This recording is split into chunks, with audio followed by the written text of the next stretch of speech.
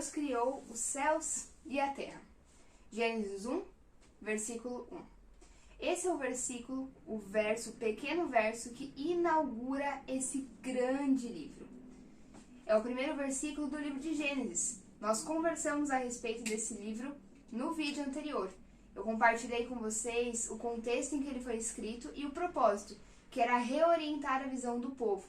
Um povo que já estava escravo há 400 anos e, portanto, já não tinha o menor entendimento a respeito de quem era o Deus de Abraão. Quais os seus atributos, quais as promessas liberadas sobre eles, como foi esse relacionamento de Deus com desse único Deus com Abraão, o pai desse povo, né, que deu origem a essa nação. E é nesse contexto e com essa necessidade que Moisés vai escrever o livro de Gênesis. Portanto, no livro de Gênesis nós vamos conhecer muitos dos atributos de Deus. E nesse primeiro versículo, vários deles já estão expostos aqui. Deus escolheu se revelar a esse povo e também a mim e a você, primeiramente com esse verso. Vamos olhar por essa ótica. Por que Deus quis se revelar com esse primeiro verso? Ele poderia ter mandado Moisés escrever inúmeras coisas, mas ele quis iniciar essa grande e linda história com o verso: no princípio Deus criou os céus e a terra. No princípio, ela diz respeito a algo que tem um fim também, certo? Pressupõe-se que se tem um início, tem também um fim. Se tem um princípio, tem também um fim. E isso é característica de planejamento, de plano. Algo que começa e algo que termina. É como se Deus estivesse falando para o leitor: veja, eu sou um Deus que tem um plano. E o início do meu plano é esse. Eu comecei tudo dessa forma. E se eu estou dizendo para você que eu comecei dessa forma, eu também estou dizendo que eu vou finalizar. Existe um final. E entre o início e o final existem muitos eventos para acontecer. Aqui Deus está revelando para a gente que tudo é um plano da parte dele. Tudo está debaixo da soberania de Deus, do poder, do controle, da decisão de Deus. Ele é o Senhor de toda a terra e ele planeja algo. E esse planejamento, esse plano de Deus começa com a criação. E nós sabemos que vai acabar com a redenção eterna, com a vida eterna ao lado de Deus. Mas nós vamos falar mais sobre isso mais pra frente, fique tranquilo. Outra coisa interessante é que Deus deixa bem claro que esse é um livro de uma única história. Então Deus está nos contando que esse é o início da história. Ele começou todas as coisas assim. Mas há um fim e há eventos entre esse início e esse fim. E esses eventos vão ser contados pra gente aqui nesse grande livro. Deus está falando pra gente que esse livro conta uma única história. Eu sei, você já deve ter tido algum contato com a Bíblia em algum nível, seja lendo um versículo isolado num devocional, que é super válido, seja sorteando um versículo para ler na Bíblia, que tem seu valor também. Tudo bem, mas eu acho que dificilmente você leu a Bíblia toda. Poucas pessoas hoje em dia têm esse hábito de ler a Bíblia toda como um grande e único livro. Mas eu queria estimular você a chegar até o fim e a fazer isso, porque a Bíblia é o livro de uma única história. E talvez você esteja confuso pensando: Gi, mas existem inúmeras histórias: Sansão, Davi, Moisés, Samuel, Abraão. São várias histórias. Como assim esse livro conta uma única história? Sim, são inúmeras histórias que convergem para uma história central. Esse livro tem o único propósito de nos revelar uma pessoa, a pessoa de Jesus Cristo. Vocês vão ver que do início ao fim desse livro, Jesus Cristo vai ser revelado progressivamente. Deus vai nos dando cada vez mais detalhes a respeito do seu Filho, daquele que iria consumar a obra, daquele que iria entregar a vida por mim e por você e nos dar o direito de vivermos a eternidade com Ele. Aquele que recebeu por herança do Senhor todas as nações. O propósito da Bíblia, e isso vai acontecer progressivamente, e eu vou mostrar para você. Nós veremos Jesus nessas páginas juntos e vamos compreender quem Ele é pouco a pouco. Por isso que eu costumo dizer que esse é um grande livro de amor, porque do princípio ao final nós podemos encontrar Jesus nessas páginas. E a Bíblia diz que Deus é amor. Por isso nós encontramos amor nessas páginas do início ao fim. E eu tenho certeza que você vai chegar no final das Escrituras muito mais apaixonado, amando muito mais a Deus, amando muito mais a Jesus e desejando se parecer com Ele. Depois de no princípio, nós temos a palavra Deus. No princípio, Deus. Essa palavra no original, o Deus aqui no original, é a palavra Elohim. Elohim é uma palavra no hebraico que se refere à força, poder. É como se Deus estivesse se apresentando a esse povo como o Todo-Poderoso. No princípio, antes de tudo, lá no comecinho, eu, o Todo-Poderoso, criei. Eu, o Deus de força e poder, criei. E aqui fica um entendimento para nós nessa geração. O nosso Deus, o único Deus vivo e verdadeiro, Ele é o Todo-Poderoso. Ele é um Deus de força, Ele é um Deus de poder. Nele está todo o poder. E nós precisamos ter consciência disso, porque muitas vezes nós tratamos Deus, talvez não de forma direta e consciente, mas na forma como a gente reage às coisas da vida, como se nós fôssemos superiores e como se Ele tivesse que se render e se moldar às nossas expectativas. Mas, gente, nós somos as criaturas criadas. Sim, nós nos tornamos filhos em Jesus Cristo, mas nós fomos criados por Deus, nós não somos Deus. Ele é Deus, Ele é Senhor, Ele é o Todo-Poderoso, Ele tem toda a força e todo o poder. E, portanto, diante dele, nós precisamos ter um espírito submisso. Vivemos em tempos de muita arrogância, de muita prepotência. A arrogância no meio do ser humano tem sido tão grande que ela tem se colocado contra o próprio Deus. E nós estamos esquecendo que Ele é Senhor, Ele é Deus. E a nós cabe submissão, cabe abaixar a cabeça, porque diante de Deus não tem como ter outra reação diante da sua majestade, diante do seu poder. E aqui eu gostaria de chamar a sua atenção para que durante todo esse processo de leitura você tenha um espírito submisso. É importante que você leia a Bíblia com um coração de alguém que ama Deus e que deseja conhecê-lo cada vez mais e que tem consciência de que Ele é Deus e que você é apenas um ser humano. Se você não tiver esse espírito submisso, você não vai conseguir desvendar os mistérios, desvendar os tesouros maravilhosos que esse livro tem para oferecer para você e para a sua vida. Você vai ficar tentando encaixar esse livro na sua vida e isso é extremamente danoso, você não vai chegar em lugar nenhum. A Bíblia foi feita para que você se molde a ela e não o contrário, porque ela é um livro sagrado. Portanto, ela tem toda a autoridade. Nós nos rendemos a ela e não ao contrário. Se você tem medo, às vezes as pessoas têm muito medo, acham que vão ficar bitoladas, vão se tornar crentes chatos, sua vida vai ficar maçante. Confie em mim. Dê um passo de coragem, dê um passo de fé para conhecer o teu Deus. Você não vai ser uma pessoa bitolada, você vai ser uma pessoa que ama a Deus. E, gente, é tudo que nós precisamos. Então, se submeta a essa palavra. Seja menos arrogante e queira conhecer mais a Deus. Isso não quer dizer que você não deve questionar, que você não deve investigar o texto. Isso é muito importante para que você entenda as Escrituras. Isso é ter sede, isso é querer ir além.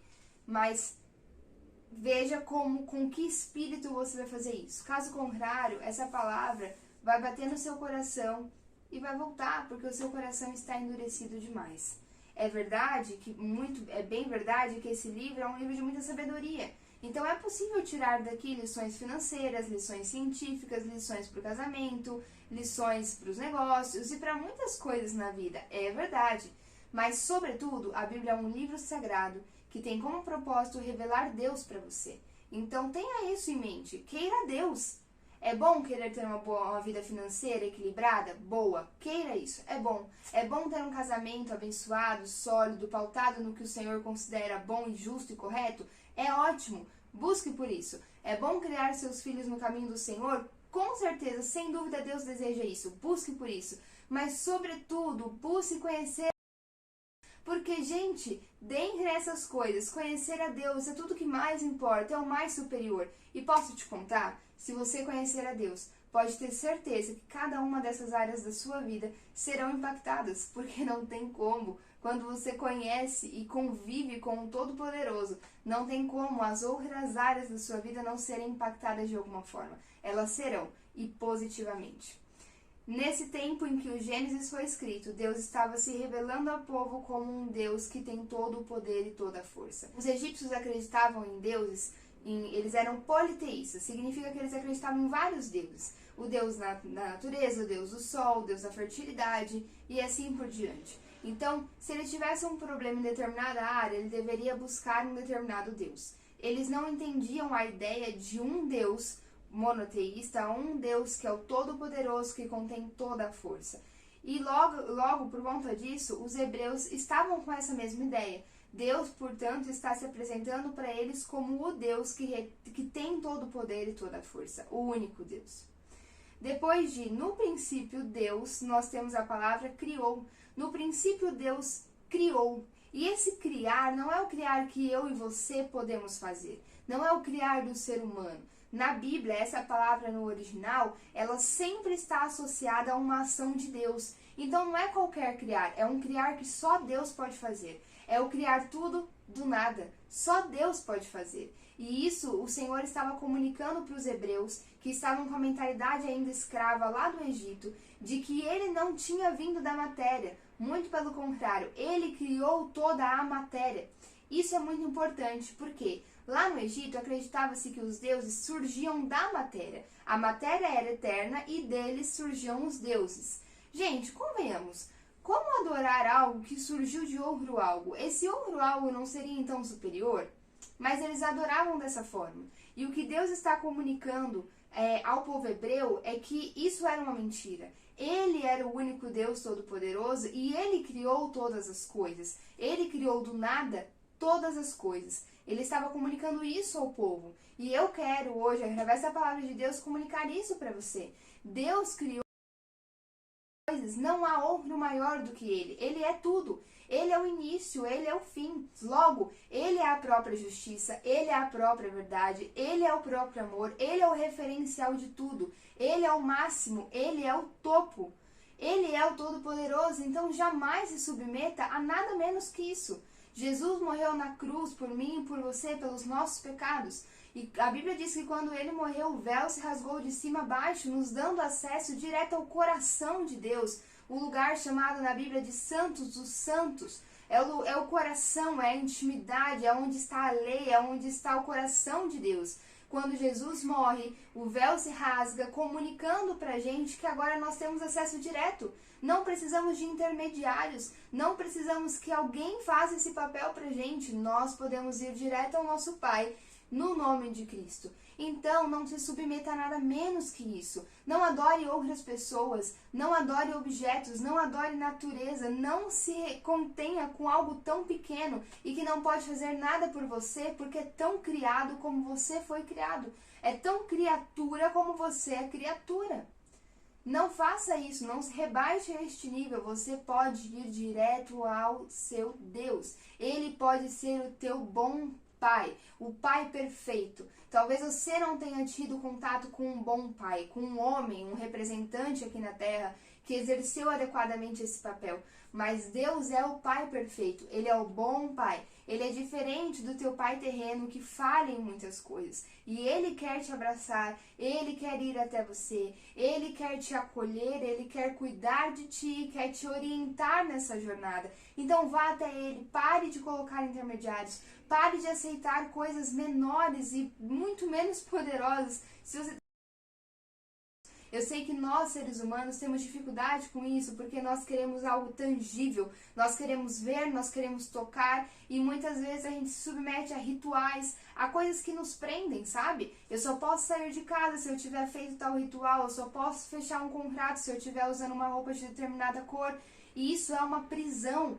Deus quer se revelar para você como o Todo-Poderoso que criou todas as coisas a partir do nada e você tem acesso direto a Ele. Você não precisa pautar sua vida em coisas que não têm poder algum. Depois de Deus criou, nós temos Deus criou os céus e a terra. E essa é uma expressão que no período queria dizer todo. Pense como um homem daquele tempo, em que ele olhava para o céu e ele praticamente não tinha nenhum conhecimento do que estava para além daquilo que ele estava vendo. Para não dizer nenhum conhecimento, já se tinha sim um entendimento a respeito dos astros, né? Os egípcios já entendiam muito a respeito disso, ali no Oriente Médio, mas não tanto quanto nós entendemos hoje, não tanto quanto sabemos hoje. As imagens que temos hoje, por exemplo, isso não era conhecido. Então o homem comum, ele olhava para o alto e ele pensava, existe com certeza muita coisa para além que eu não conheço e que eu não consigo ver. E existe a terra que eu vejo, que eu toco. Então, quando o homem usava essa expressão, os céus e a terra, ele estava se referindo a tudo que ele via e a tudo que ele não podia ver. Ao mundo físico e ao mundo espiritual, por exemplo. Então, ele está dizendo assim, Deus criou todas as coisas, as visíveis e as invisíveis, o físico e o espiritual. Deus criou todas as coisas.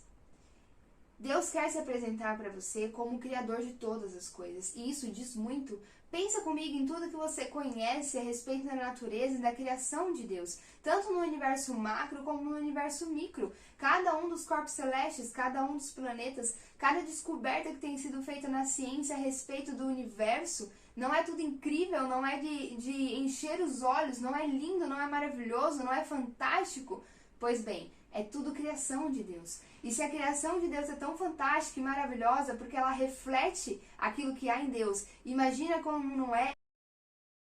No universo micro também não é diferente. Pensa comigo como as suas células funcionam perfeitamente bem. As suas células se comunicam umas com as outras. Sabe aquele meme da internet? Como será que o remédio da dor de cabeça sabe que eu estou com dor de cabeça? Será que eu tenho que falar, estou com dor de cabeça, tomar o remédio para ele entender que ele precisa agir na minha cabeça?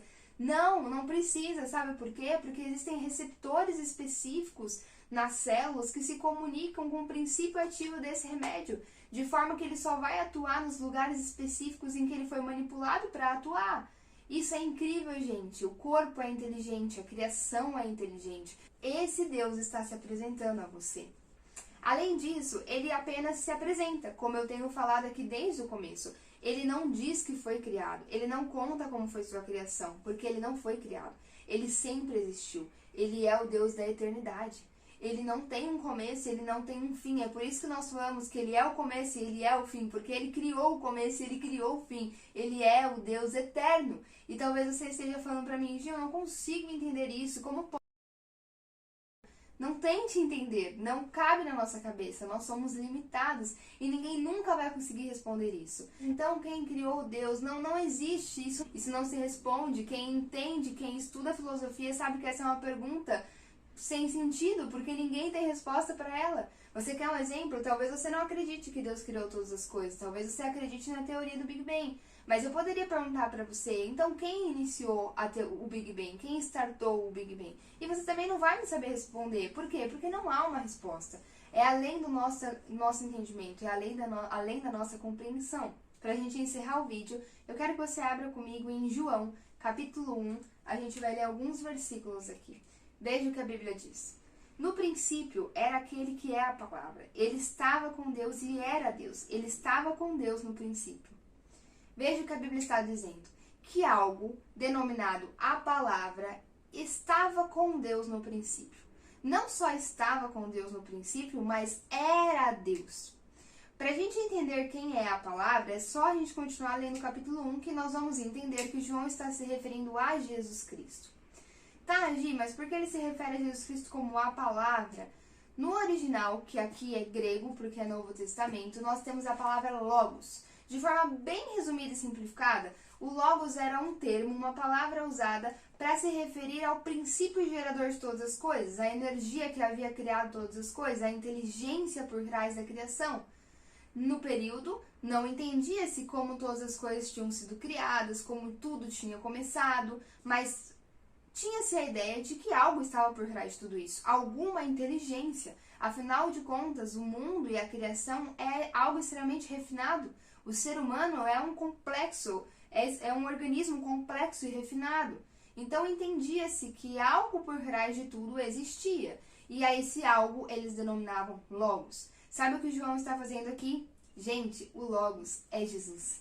Ele está entregando a resposta que se procurava há tanto tempo. Isso é fantástico. Sabe o que Deus está nos dizendo? Que lá no princípio de todas as coisas, o Filho já era presente. O Filho já estava junto com o Pai. Jesus já estava ali. Jesus é o princípio gerador de todas as coisas. A inteligência por trás da criação. que criou os céus e terra. Ele estava com Deus e ele era Deus e ele é Deus, ele está vivo. E é esse Deus que estava na criação, que viu os céus serem feitos, as estrelas serem colocadas, a vegetação começar a cobrir a terra. Não só viu, como deu a ordem, como soltou a palavra para que aquilo viesse à existência. Esse Deus que criou o universo, as galáxias, o universo macro e o universo micro, que fez bactérias específicas para te ajudarem a digerir o teu alimento, esse Deus é o mesmo que se fez carne. Se você vai no versículo 14 do primeiro capítulo de João, ele vai dizer que o verbo ou a palavra se fez carne por amor. Gente, esse Deus, criador de todas as coisas, ele simplesmente virou um bebezinho, dependente de um ser humano, dependente de uma mulher para se alimentar, para ser transportado de um lugar para o outro, para ficar atento para que ele não caísse de um lugar onde ela tinha colocado ele. Esse Deus se colocou numa condição de precisar ser higienizado por alguém. Ele sentiu coceira e dor de dente, porque os seus dentes estavam nascendo. Ele teve cólicas. Ele foi um bebê, ele teve que aprender a falar, teve que aprender a sentar, teve que enrijecer a musculatura do pescoço para conseguir ficar com a cabeça firme, em vez de ficar caindo de um lado para o outro. Esse Deus se colocou nessa condição. Sendo Deus, ele não achou ser Deus o suficiente para não fazer isso. Ele fez isso por amor a mim e por amor a você. Gente, Deus é grande e é misericordioso. Isso não é chocante, isso não é impactante. Nós, humanos, não estamos acostumados com esse conceito. Nós achamos que tudo que é grande necessariamente vai ser arrogante, porque nós somos pecadores. Mas Deus não. Deus é grande e ao mesmo tempo misericordioso. Deus é majestoso e ao mesmo tempo ele tem muito amor por pessoas como eu e você, que não merecemos esse amor. Ele se fez bebê por mim e por você. Isso é incrível. Você e eu adoramos a um Deus que se sacrifica por nós. Esse Deus ao qual nós adoramos, ele é um Deus que se sacrifica. E se o teu próprio Deus se sacrifica, não tem como você não querer se sacrificar por ele. Não tem como você não querer se sacrificar pelo próximo, porque você sabe que isso agrada ao coração do seu Deus. Afinal, ele te deu esse exemplo para que você copie. Se o teu próprio Deus deu a vida e se sacrificou, quem somos nós? Nasce aqui um princípio muito importante do cristianismo. A arrogância e o orgulho não combinam com o cristão. A vaidade e a prepotência não combinam com o cristão. O que combina com o cristão é o sacrifício e a vida de servidão. Porque nós não somos nada? Na verdade, nós não somos nada, mas não por isso. Não porque você não reconhece o seu valor, mas porque você sabe que aquele que mais tem valor, o Todo-Poderoso, o único que poderia ter alguma razão para não se sacrificou por amor. Então, quem somos nós?